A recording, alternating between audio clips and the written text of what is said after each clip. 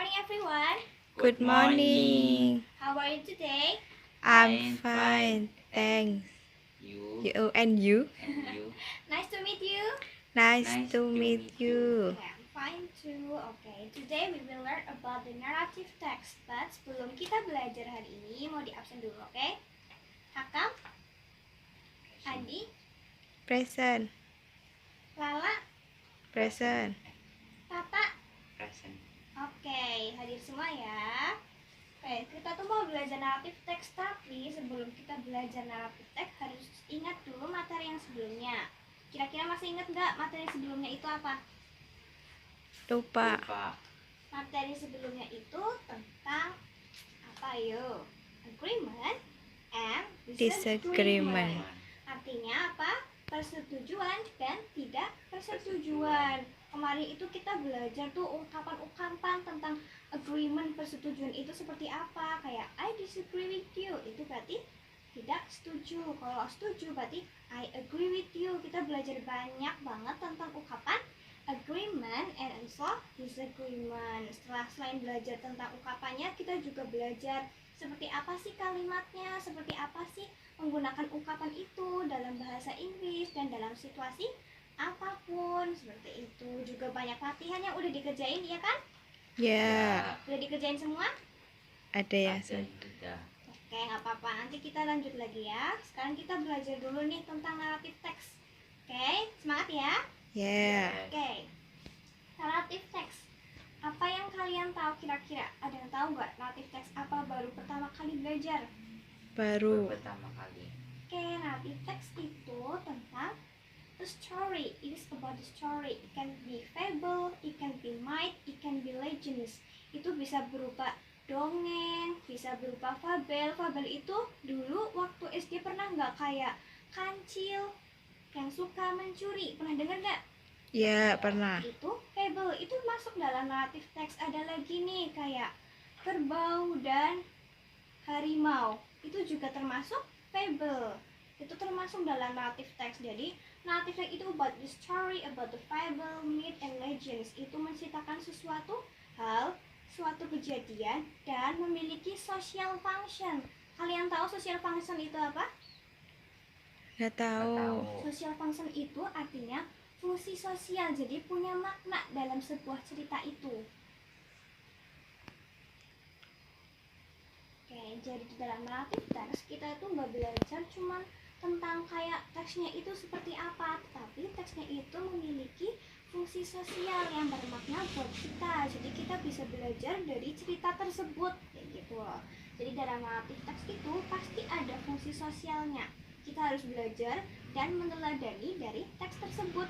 Nah, selain dari itu, naratif teks juga memiliki strukturnya. Pasti dalam teks itu ada strukturnya biar tidak berantakan. Jadi strukturnya itu terstruktur dari awal sampai akhir. Setiap paragraf itu ada strukturnya dan juga memiliki ciri kebahasaan atau language features. Oke, kita langsung belajar ya hari ini naratif teks dari awal sampai akhir.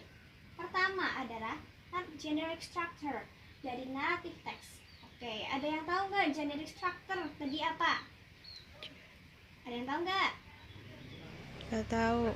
Oke, diingat-ingat ya. Generic structure itu artinya struktur dari teks. Nah, ada 3 di naratif teks itu. Yang pertama ada orientation, yang kedua ada complication, dan yang ketiga itu resolution. Dijelaskan satu persatu ya. Jadi di naratif teks itu ada orientation. Orientation is the beginning of the story. Jadi di teks itu biasanya di paragraf pertama itu ada awal paragraf yang memperkenalkan dari cerita tersebut. Jadi kayak pertama-tama suatu hari kancil datang ke desa. Itu namanya orientation, awal dari cerita. Nah, biasanya itu ada awalnya, itu ada kata awalnya supaya kita tahu oh ya ini bagian orientation. Lalu yang kedua ada complication. Habis awal pasti ada Lanjutannya. Iya, ada lanjutannya. Nah, di complication it's mean about the problem of the story. Jadi di sini tuh isinya masalah dari cerita tersebut. Jadi di awal-awal itu masih kayak perkenalan tokoh, perkenalan latar, perkenalan tempatnya, suasananya.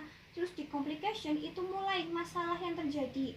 Misalnya kancil datang ke desa tiba-tiba dimarahin sama warga, lah itu masalah.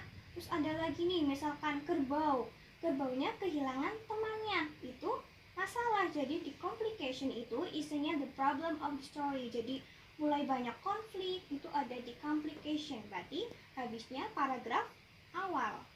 Oke, yang ketiga itu resolution. Lah setelah konflik, setelah masalah pasti ada pemecahan Masalah. Nah, pasti kalau ada masalah kita harus cari solusinya. Nah, di resolution itu solusi dari masalah of the story. Jadi di resolution isinya itu tentang habis kejadian itu akhirnya kancil meminta maaf kepada warga desa setelah mencuri, atau si kerbau akhirnya menemukan temannya kembali. Itu resolution. Nah, dari 3 struktur ini, tapi ada juga nih biasanya di buku kalian mungkin atau buku tambahan kalian itu ada reorientation di sini.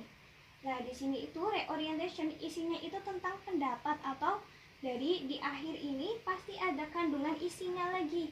Itu namanya reorientation. Nah, itu tambahan dari ketiga ini, kayak pesan yang terkandung atau akhir dari cerita itu ada di reorientation di sini. Tapi 3 aja juga cukup. Ini adalah generic structure. Oke, sebelum lanjut ke materi selanjutnya, ada pertanyaan nggak? Question? Oke. Kenapa? Ini ada yang struktur kedua. Oh, bingung tentang yang ini, struktur yang kedua? Iya. Complication. Oke, dijelaskan kembali ya. Jadi complication itu habisnya orientation, habis kayak pengenalan tokoh tadi.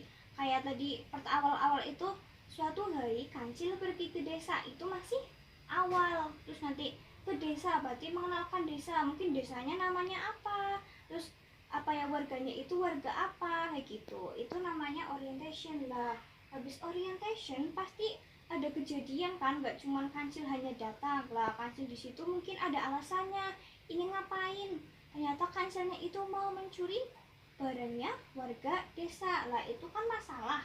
Lah masalah itu maksudnya complication.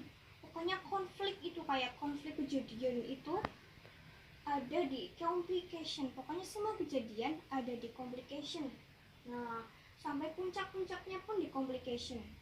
Lah habis complication, habis masalah, habis konflik, langsung ke resolution, kayak solusi dari cerita, atau mungkin bisa ke akhir dari cerita itu gimana. Akhirnya kancil habis mencuri itu gimana, apakah dia meminta maaf atau tidak, seperti itu. Kancilnya meminta maaf gak? Oh, ternyata kancilnya minta maaf, dan warga desa pun bahagia. It's happy ending. Oke. Atau mungkin kancilnya hanya pergi saja tanpa meminta maaf dan membuat warga desa sengsara. Itu akhir resolution. Pokoknya complication itu konflik dari cerita. Paham? Oke.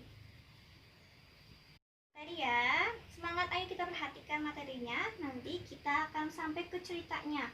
Sebelum kita cerita, kita harus paham dulu nih struktur dan ciri kebahasaannya, oke? Oke. Oke, lanjut ya. Language features itu artinya ciri kebahasaan. Lah di naratif teks itu pasti ada ciri kebahasanya supaya beda dari yang lain. Mungkin kan ada teks yang lain tuh kayak di konteks, ada descriptive text. Lah bedanya apa sama naratif teks? Ada bedanya. Bisa dilihat dari ciri kebahasaan. Ciri kebahasan pertama dari naratif teks itu simple past tense. Jadi naratif teks itu menggunakan bentuk lampau. Jadi kata kerjanya itu verb 2. Iya, verb 2. Jadi kalau misalkan kita nih baca naratif teks, pasti lihat bentuknya itu lampau.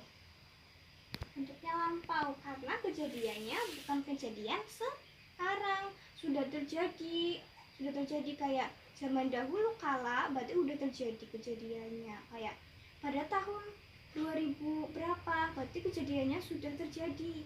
Makanya bentuknya simple past tense. Nah, supaya kita bisa tahu lagi nih bedanya naratif teks dengan teks lain, bisa dilihat dari penggunaan adverb of time. Ada yang tahu adverb of time itu apa? Waktu. Iya, waktu, benar. Jadi keterangan waktunya. Nah, pakainya apa sih kalau naratif teks? Apa ya pakainya? Itu bisa nih pakai one day. One day artinya suatu hari Kancil pergi ke desa. One day Kancil went to the Village. Nah, seperti itu. Ada lagi, mungkin bisa pakai once upon a time. Once upon a time itu apa? Zaman dahulu kala, atau mungkin pada zaman dahulu Kancil pergi ke desa. Dia pergi sendiri tanpa seorang teman. Itu bisa pakai once upon a time. Nah, tadi udah belajar dua nih, one day sama once upon a time. Kalian bisa pakai nih kalau misalkan kalian mau bikin naratif teks sendiri. Ada lagi, long time ago. Pada waktu lampau, sama artinya. Pada waktu yang telah berlalu, Kancil pergi ke desa. Atau ganti nih, jangan Kancil terus ya. Kerbau pergi ke sawah bersama temannya. A long time ago. Bisa pakai a long time ago. Pakai apa lagi nih? Ada lagi, next day. Ada yang tahu nih, next pernah dengar nggak kata next? Selanjutnya. Iya, selanjutnya. Hari berikutnya, nih kalau penggunaan next day biasanya kita temukan itu di paragraf setelah orientation. Berarti di Application. Iya.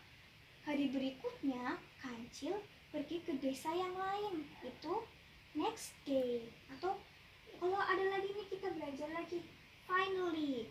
Ada yang tahu finally? Akhirnya. Akhirnya, benar. Nah, kalau finally biasanya di struktur yang mana nih? Tadi di complication. Berarti di mana? Resolution. Di bagian resolution. Akhirnya Kancil pun meminta maaf. Finally, Kancil forgiveness to the villager. Seperti itu. Kita bisa membedakannya dari simple past tense dan adverb of time. Oke, udah belajar banyak banget tadi limit features-nya. Ada simple past tense, ada adverb of time, dan adverb of time itu banyak ya ternyata. Jadi kita bisa bedain antara naratif teks dengan teks lainnya. Are you ready? Ready. Oke. Ada lagi nih, tadi kayak penjelasan di awal ya. Jadi naratif teks itu ada jenisnya juga nih. Ada yang dalam bentuk fabel, ada yang bentuk myth atau mitos. Tahu mitos nggak? Kayak mitos Nyi Roro Kidul. Itu termasuk dalam mitos, berhubungan dengan gaib atau yang tidak terlihat. Terus ada lagi nih legends. Tahu legenda? Legenda apa? Ada yang tahu? Doro Jonggrang. Oh, bisa itu termasuk dalam legenda. Oke. Terus habis legenda itu kayak yang tadi kita tahu ya. Jadi naratif teks itu punya fungsi sosial, pesan yang terkandung dalam teks. Jadi setiap naratif teks itu pasti ada yang bisa dipelajari untuk semua orang. Seperti itu.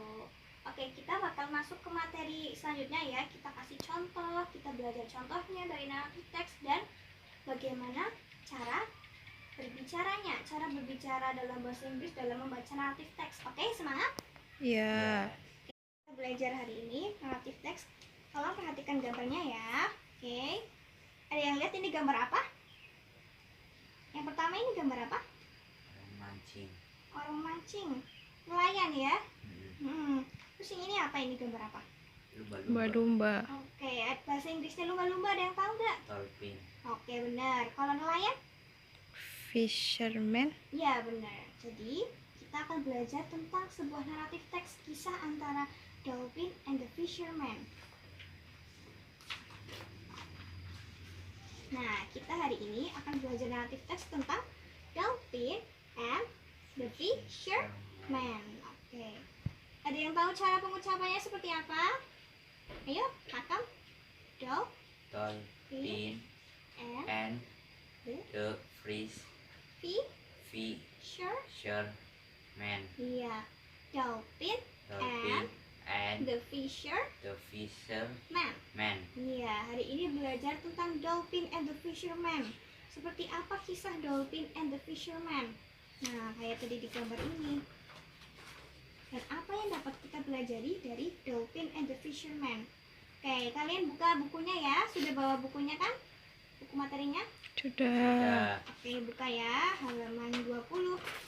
Open page 20. Nah, di situ ada strukturnya.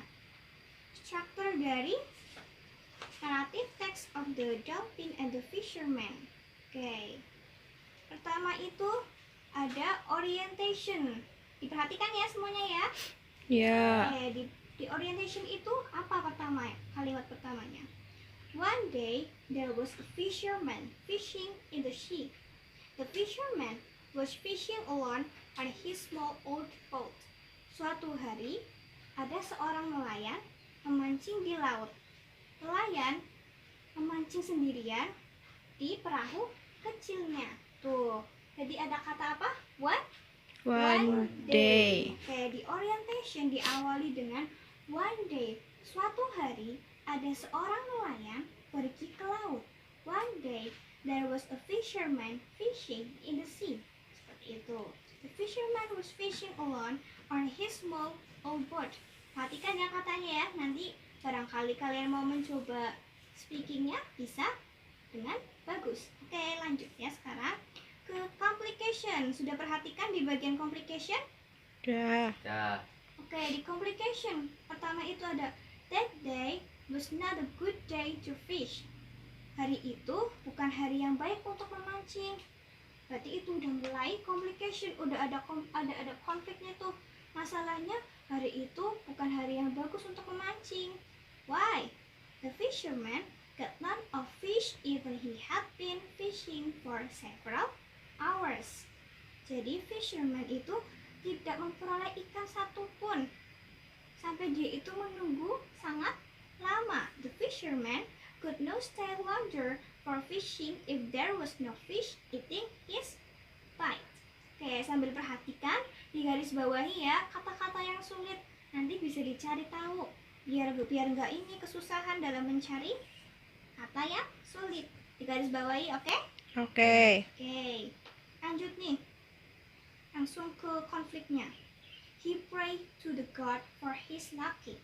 Ia berdoa kepada Tuhan supaya dia mendapat keberuntungan. Oke, kita masih ya di bagian complication ya. Terus apa? There was no bird except that fisherman at the area. It meant that the net was a missing net. Jadi itu ada apa ya? Ada kapal di situ, tetapi ada juga jaring di situ. Ada apa di dalam jaring itu? Katanya si nelayan. Oke, perhatikan cara pengucapannya juga. Jadi kalian pernah dengar storytelling tidak? Storytelling? Belum. Storytelling itu kayak bercerita. Biasanya ada lomba-lomba storytelling. Storytelling itu berarti harus diperhatikan apanya aja, cara penekanannya, intonasinya, dan gerak tangannya. Tangan. Oke, ya tadi. There was no board except that fisherman at the area. It meant that the net was a missing net. Kayak gitu. Ternyata di situ ada lumba-lumbanya. What a pretty dolphin. It was a beautiful dolphin with white color, and it was first kind of dolphin at the sea. Apa sih maksudnya? Jadi di situ itu ada lumba-lumba yang terperangkap di dalam jaringnya. Nelayan itu merasa kasihan, akhirnya dia menolong lumba. Seperti itu.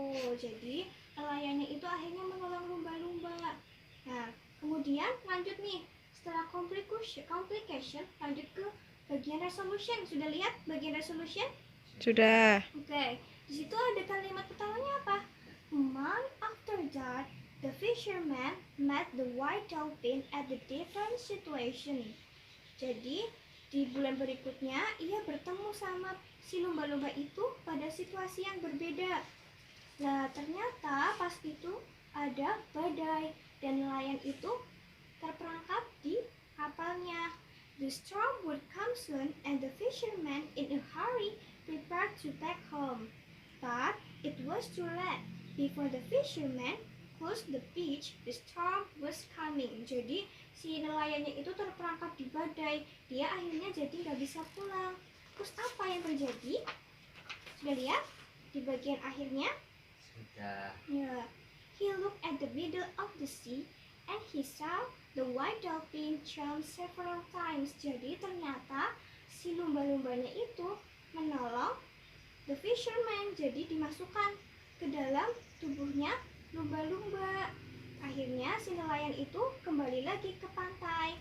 Itu di bagian Resolution. Nah, seperti kayak yang tadi tuh, katanya narrative text itu ada social functionnya. Apa sih social functionnya? Ada yang tahu kira-kira apa sih fungsi sosialnya? Nggak tahu. Oke, jadi fungsi sosialnya itu apa? We should help each other no matter what. No matter what. Jadi kita itu harus saling tolong Menolong. pada siapapun itu, entah itu binatang, entah itu tumbuhan, entah itu sesama manusia, kita harus saling membantu. Bantu. Nah, berarti dari teks ini kita belajar gender structure dan kita bisa lihat nih ada language features-nya. Tadi gender structure-nya tadi ada orientation, complication, lalu resolution. Di setiap orientation, complication, dan resolution pasti itu ada adverb of time di awal paragrafnya. Ada one day, ada tadi that day, ada akhirnya finally, seperti itu ya. Pasti ada adverb of Time. time-nya. Oke, ada adverb of time itu simple past tense-nya kayak apa? Tadi ada yang digaris bawahi nggak? Yang digaris bawah itu jangan-jangan bentuk verb 2-nya kayak apa nih? Could not. Could itu bentuk kedua dari can. Benar? Yes. Oke, nanti kita digaris bawahi, pokoknya yang susah digaris bawahi. Nanti kita cari sama-sama. Nah, iya. Could not. Nah, ada yang tahu how to spell could? Bagaimana cara mengejanya? Pasti lupa nih kayaknya cara mengeja huruf, oke? Iya. C, ikuti. C O, O U, U L, L N, And D. D. Nah, could. Could. good. Kayak satu lagi nih, confused, bingung. C, C O, O N, And E F, F U, U S, S E, E M, N D. D. Confused. Confused. Ya, seperti itu. Oke, hari ini tuh kita belajar banyak tentang dari gender structure sampai language features. Apa yang dapat kita pelajari dari materi ini?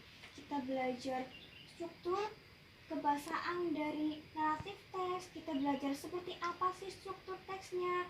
Jadi kita bisa pahami antara narrative text dengan teks lain, kayak bedanya dari narrative text sama descriptive text. Kalau descriptive text strukturnya beda ternyata sama narrative text. Terus kayak apa lagi nih, report text atau recount text itu ternyata strukturnya juga beda sama narrative text. Narrative text itu ada 3, ada orientation, complication, resolution. Language features-nya juga beda. Oke, untuk tugas di rumah ya, perhatikan halaman 25, sudah dibuka? Sudah. Perhatikan halaman 25, kalian kerjakan bagian pilihan gandanya saja, oke? Oke. Dikerjakan dengan baik, kerjakan sendiri-sendiri, oke? Oke. Oke. Jangan lupa dipelajari lagi di rumah nih, gender structure, language features-nya. Syukur-syukur bisa bikin sendiri ya teksnya ya, bikin cerita sendiri nggak apa-apa. Sambil belajar cara speaking-nya. Sekian, tetap semangat belajar. Wassalamualaikum warahmatullahi wabarakatuh. Waalaikumsalam warahmatullahi wabarakatuh. Thank you students. Thank See you you. next time. See you. Okay, bye.